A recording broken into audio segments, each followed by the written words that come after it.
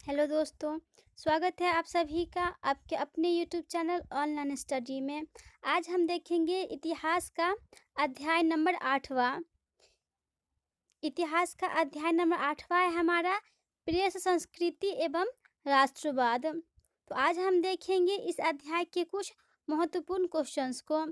यदि चैनल पे नए हैं तो चैनल को सब्सक्राइब जरूर करें, साथ में बेल आइकन को भी ऑन करें जिससे हमारे आने वाले वीडियो का नोटिफिकेशन आपको जल्द ही मिल जाए। तो चलिए हम देखते हैं इस अध्याय के कुछ उपयोगी प्रश्न को। इस वीडियो का पीडीएफ चाहिए तो आप लोग को टेलीग्राम चैनल ज्वाइन करना पड़ेगा। इसका लिंक आपको मिल जाएगा डिस्क्रिप्शन बॉक्स में। तो चलिए हम देखते हैं इस अध्याय के क्वेश्चन को। ये रहा हमारा पहला प्रश्न, विश्व में सर्वप्रथम मुद्रण की शुरुआत कहाँ हुई? विश्व में सर्वप्रथम मुद्रण की शुरुआत कहाँ हुई? इसका सही आंसर है भारत में। विश्व में सर्वप्रथम मुद्रण की शुरुआत हुई भारत में। अगला प्रश्न देखते हैं, महात्मा गांधी ने किस पत्र का संपादन किया? महात्मा गांधी ने किस पत्र का संपादन किया? इसका सही आंसर है यंग इंडिया। महात्मा गांधी ने यंग इंडिया नामक पत्रिका का संपादन किया था। अगला प्रश्न देखते हैं, किस पत्र ने वर्नाकुलर प्रेस एक्ट से बचने के लिए रातों रात अपनी भाषा बदल दी? किस पत्र ने वर्नाकुलर प्रेस एक्ट से बचने के लिए रातों रात अपनी भाषा बदल दी? तो इसका सही आंसर है अमृत बाजार पत्रिका। अमृत बाजार पत्रिका ने वर्नाकुलर प्रेस एक्ट से बचने के लिए रातों रात अपनी भाषा बदल दी थी। अगला प्रश्न है, आजादी के बाद समाचार पत्र आपत्तिजनक विषय अधिनियम कब पारित हुआ? आजादी के बाद समाचार पत्र आपत्तिजनक विषय अधिनियम कब पारित हुआ? तो यह पारित हुआ था 1951 में। 1951 में आजादी के बाद आपत्तिजनक विषय अधिनियम पारित हुआ था। अगला प्रश्न है, 13वीं सदी में किसने ब्लॉक प्रिंटिंग के नमूने यूरोप में पहुंचाए? 13वीं सदी में किसने ब्लॉक प्रिंटिंग के नमूने यूरोप में पहुंचाए? तो इसका सही आंसर है मार्को पोलो। Marco Polo. इसका सही आंसर है मार्को पोलो।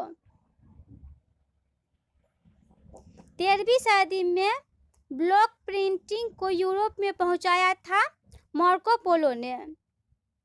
अगला प्रश्न है, गुटेनबर्ग का जन्म किस देश में हुआ? गुटेनबर्ग का जन्म किस देश में हुआ था? तो इसका सही आंसर है जर्मनी में। गुटेनबर्ग का जन्म हुआ था जर्मनी में। अगला प्रश्न है, गुटेनबर्ग ने सर्वप्रथम किस पुस्तक की छपाई की? गुटेनबर्ग ने सर्वप्रथम किस पुस्तक की छपाई की? तो इसका सही आंसर है बाइबिल। गुटेनबर्ग के द्वारा सर्वप्रथम छपाई की गई पुस्तक का नाम था बाइबिल। अगला प्रश्न है, इंग्लैंड में मुद्रण कला को पहुंचाने वाला कौन था? इंग्लैंड में मुद्रण कला को पहुंचाने वाला कौन था? इसका सही आंसर है कैक्सटन। इंग्लैंड में मुद्रण कला को पहुंचाने वाला व्यक्ति था कैक्सटन। सन 1922 में हिंदुस्तान टाइम्स का संपादन किसने किया था? सन 1922 में हिंदुस्तान टाइम्स का संपादन किसने किया था? तो इसका सही आंसर है के पन्नीकर। के पन्नीकर ने सन 1922 में हिंदुस्तान टाइम्स का संपादन किया था। अगला क्वेश्चन है, फिरोज शाह मेहता ने किसका संपादन किया था?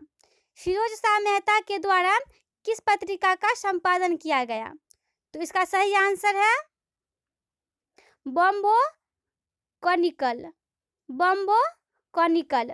फिरोज शाह मेहता के द्वारा बॉम्बे क्रॉनिकल पत्रिका का संपादन किया गया था। अगला प्रश्न है, 1904-05 ईस्वी के युद्ध में किसकी पराजय हुई? 1904-05 के युद्ध में किस देश की पराजय हुई थी? तो इसका सही आंसर है रूस का। 1904-5 के युद्ध में रूस की पराजय हुई थी। अगला प्रश्न है, अल हिलाल का संपादन किसने किया था? अल हिलाल का संपादन किसने किया था? तो इसका सही आंसर है मौलाना आजाद। अल हिलाल का संपादन मौलाना आजाद के द्वारा की गई थी। अगला क्वेश्चन है, भारतीय समाचार पत्रों के मुक्तिदाता के रूप में किसको विभूषित किया गया? भारतीय समाचार पत्रों के मुक्तिदाता के रूप में किसको विभूषित किया गया? तो इसका सही आंसर है चार्ल्स मेटकॉफ। चार्ल्स मेटकॉफ को भारतीय समाचार पत्रों के मुक्तिदाता के रूप में विभूषित किया गया है। Charles Metcalfe. अगला प्रश्न है, वर्नाकुलर प्रेस एक्ट कब पास किया गया? वर्नाकुलर प्रेस एक्ट कब पारित किया गया, कब पास किया गया? इसका सही आंसर है 1878 में। 1878 में वर्नाकुलर प्रेस एक्ट पास किया गया था। अगला प्रश्न है, जेम्स आर्मस्ट्रांग हिक्की द्वारा देसी भाषा में प्रकाशित पत्रिका का नाम क्या था? जेम्स आर्मस्ट्रांग हिक्की द्वारा देसी भाषा में प्रकाशित पत्रिका का नाम क्या था? तो इसका सही आंसर है बंगाल गजट। बंगाल गजट।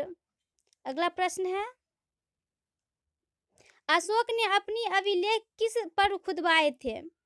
अशोक ने अपनी अभिलेखों को किस पर खुदवाया था? इसका सही आंसर है चट्टानों पर। अशोक के अधिकतम अभिलेख चट्टानों पर ही मिलते हैं। अशोक ने अपनी अभिलेख चट्टानों पर खुदवाया था। अगला प्रश्न है, संवाद कौमुदी का प्रकाशन किस भाषा में हुआ? संवाद कौमुदी का प्रकाशन किस भाषा में हुआ था? तो इसका सही आंसर है बंगाली में। संवाद कौमुदी का प्रकाशन भाषा बंगाली में हुआ था। अगला प्रश्न है, गदर का प्रकाशन किसने किया? गदर का प्रकाशन किसने किया था? तो इसका सही आंसर है लाला हरदयाल ने। गदर का प्रकाशन लाला हरदयाल के द्वारा किया गया था। अगला प्रश्न है, कॉमरेड का प्रकाशन किसने किया? कॉमरेड का प्रकाशन किसके द्वारा की गई थी? तो इसका सही आंसर है मोहम्मद अली के द्वारा।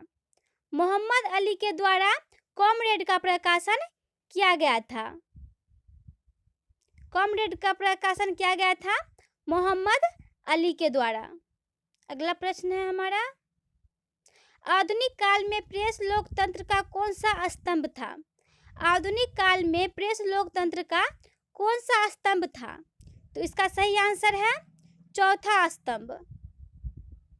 आधुनिक काल में प्रेस लोकतंत्र का चौथा स्तंभ था। ये थे हमारे इस अध्याय के कुछ महत्वपूर्ण क्वेश्चंस। तो चलिए हम मिलते हैं आप लोगों से कुछ नए क्वेश्चंस, कुछ नए प्रश्नों के साथ जो आपके स्टेट एग्जाम के लिए उपयोगी होगा।